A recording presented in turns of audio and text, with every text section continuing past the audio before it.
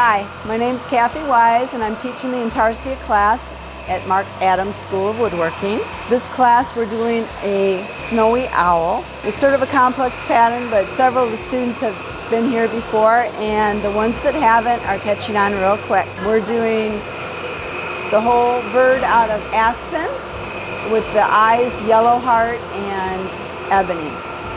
So we're not only learning how to lay out the pattern, we are cutting it on the scroll saw, and then we're marking it up and taking it over to the drum sanders, which are over there.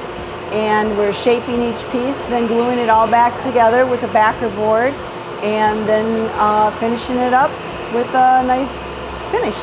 So everybody's learning new steps and new things with how to fit and how to make your Intarsia pieces look very professional. So I'll be back next year teaching probably weekend classes. Great way to get your feet wet to learn how to do the Intarsia. And there's lots of other good classes here at Marc. You'll enjoy any class that you take. I'm even taking a class myself because I like to try new things. So come back, and once you do have a class here, you'll never stay away.